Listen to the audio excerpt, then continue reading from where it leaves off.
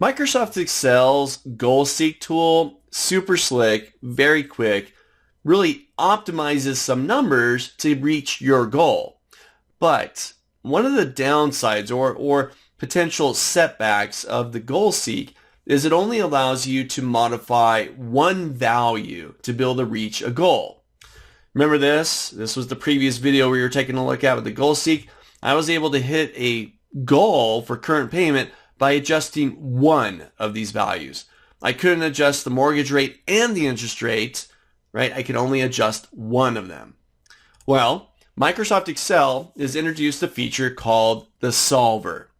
Now, the Solver tool is an additional add-in. You have to activate this tool before you can use it, but it's free.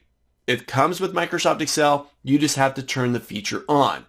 The idea of the Solver, very much like the Goal Seek, it will help you reach a target, a goal, but it will allow you to change multiple values and set up constraints. Take a look.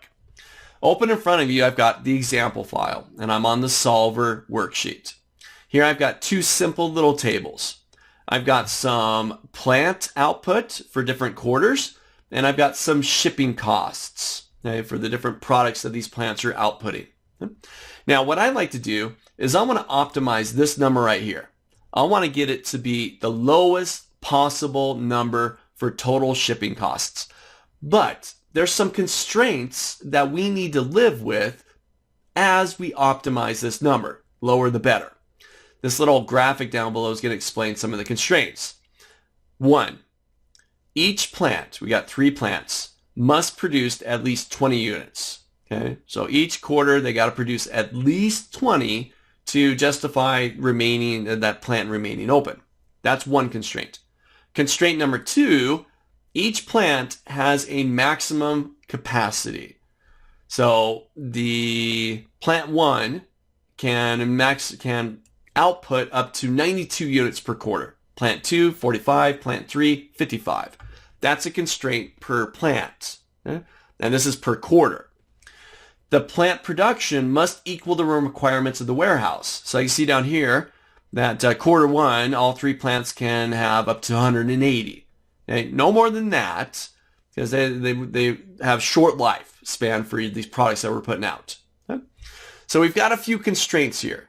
We need these constraints to be followed, right? But at the same time, I want to optimize our total cost for shipping. Okay? So using the Goal Seek, like we saw earlier, really wanted to accomplish this because we could only change one thing. Okay? Now we're going to use the Solver tool, add all these constraints, and have Excel calculate all these numbers for us while keeping the total cost of shipping down to a minimum. All right, take a look. So first step, we have to activate the Solver tool. Remember, it comes with Excel. It's free. You just have to turn it on. All right, I'm going to go up to my File tab. I'm going to go down to Options, File, Options. Inside the Options window, I'm going to go to Add-ins. Inside the Add-ins window, down at the bottom, I can see that I'm managing Excel add-ins. I'm going to hit the Go button. This opens up yet another window where I'm going to make sure I have the Solver add-in turned on. That's active. Great. Make sure you check that box. You hit OK.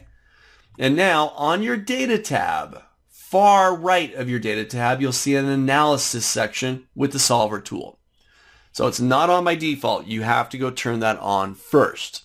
All right. Once that's active, I'll give that Solver button a click. This opens up my Solver parameter window. First thing, our whole objective here in this scenario is I want to optimize. In my case, I'm thinking optimize. I want to minimize our total cost for shipping. So I'm going to say set objective is going to be H8. That's the cell that I want to work with, that we're ultimately going to optimize. And what I'd like to do is set that to a minimum. Not going to do a maximum, right? I don't want to spend more on shipping. I want to spend less on shipping. So I'm going to set that to try to be a minimum value. But remember, we have all these constraints. Okay? So first thing, how are we going to minimize that? How are we going to optimize that value? Well, we're going to allow Excel to change a few cells here. And we're going to allow them to change these quarterly values here from B5 to E7, this group of cells. Excel can jump in here and change these numbers and try to keep the total shipping cost to a minimum. But remember, we got a few constraints. So now I'm going to set up some constraints, and I'm just going to use these 3 constraints right here. So first one, I'll hit the add button. And my first constraint says that each plant must produce at least 20 units a quarter. Okay? So I'm going to grab these cells down here, total units produced. These are the various quarters, right?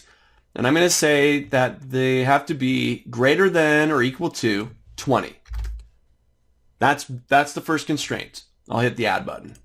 That's constraint number 1. Each plant must produce at least 20 units a quarter. All right, what's the next one? Plant 1 has a maximum of 92 units per quarter. All right, well, I'm going to grab the plant 1 values, which are B5 through E5, and I'm going to say that this can be less than or equal to 92. That's a maximum value, right? Plant 1 each quarter can be less than or equal to 92. All right, I'll add that one. All right, let's do the same thing for plant 2. I'll grab plant 2's values there, and this one could be less than or equal to 45. I'll add that one. And then one more for plant 3. This one will be less than or equal to 55. And I'll hit add. So now we've got 4 constraints, the 20 or more, and the maximum amount for each plant. All right, we've got one more. The plant production must equal the requirements of the warehouse. The warehouse demands 180 units per quarter 1, 80 for 2, 190 for 3, and 160 for 4. So now I'm going to do this by quarter. I'll grab quarter 1's total here, total units produced. And this one has to be equal to the 180. And I'll add that. And I'm just going to do this for each of them here. I'm grabbing quarter 2. This one has to be equal to the 80. Great, add that one. Now we're going to grab quarter 3. This one has to be equal to the 190. And one more. Quarter 4's has to be equal to the 160. And add that. All right, so now we've got all these constraints. I'll hit OK. This will take me back. Oh, let's. I already hit the add, so it's opened up a new constraint for me. I'm going to go ahead and cancel out. This will take me back to my solver parameters window. So I've got my set objective, H8. I'm going to go to a minimum of that value by allowing Excel to change the values of the plant production within these constraints. All right, here comes the magic. We've told Excel what we want to do, minimize the total shipping by changing the plant output, but keep in mind these constraints. I'm going to hit OK or solve, and Excel does the rest. Take a look at this. All this work, we've minimized the shipping down to $848.01 by adjusting these numbers here, but staying in with these constraints. So if you follow through, they're all above 20 within there, right? Their plant 1 was 92, 45 for plant 2, and 3 was 55, and they all match their output here. This is the solver. All these constraints, Excel did all this work for us. Calculations is running in the background for us that output this final number of minimizing the total shipping cost within those constraints. Try it out. You can follow this little guide that I've added into this file here, or come up with your own constraints, or think about your own documents.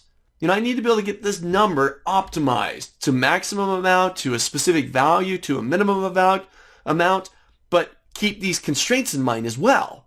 We have to follow these rules. Try it out. This is a solver tool. And remember, you need to activate it first before you can use it.